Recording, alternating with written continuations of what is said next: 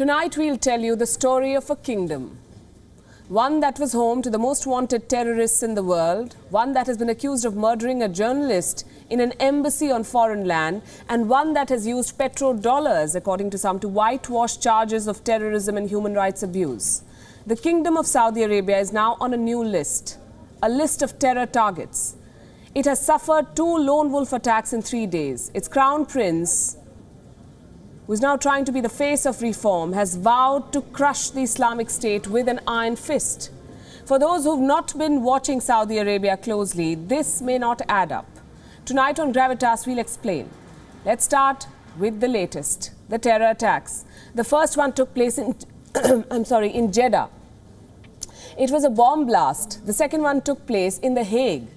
It was at the Saudi embassy. A terrorist opened fire. Let me tell you about the second attack first. It happened yesterday, a day after a ceremony to commemorate World War I. At 6 a.m. local time, a gunman appeared. Reports say he fired 20 shots at the embassy building. There were no casualties, no injuries, but that does not take away from the severity of this incident. After all, it's an embassy that was fired at. Diplomatic missions are well-protected establishments the world over. And for someone to open fire on them is a big deal. Saudi Arabia has described the act as cowardly. Now let me tell you about the first attack. It took place on Wednesday, an explosion in Jeddah. This attack was much bigger. It was at a ceremony to commemorate the end of the First World War.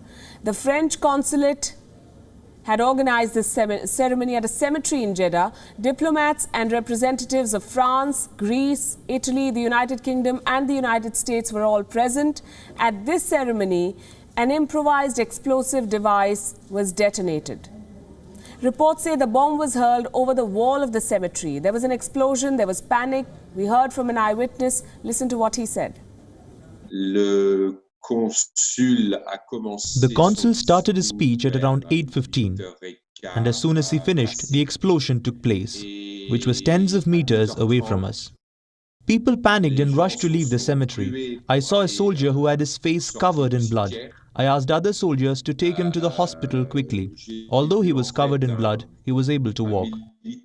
The situation was complicated as people were shouting and wanting to leave from the same door. People were in a total state of panic.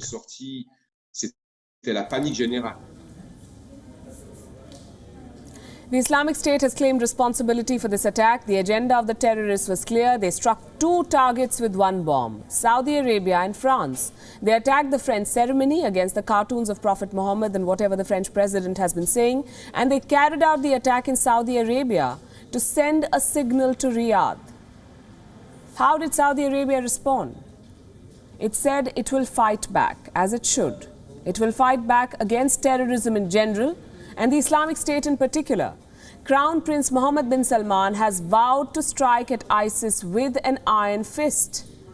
He addressed the Shura Council after the attack. The Shura Council is the top government advisory body in Saudi Arabia. The Crown Prince said, and I'm quoting, "We will continue to confront any extremist behavior and ideas." It is still not clear how many people were behind this attack in Jeddah. It could have been a lone wolf. It could have been a group of terrorists working together. The investigation is on. Thank you for watching Gravitas on WION's YouTube channel. If you want to stay up to date with what's happening around the world, then subscribe to our channel and don't forget to like and share. Thank you very much for watching WION. World is One.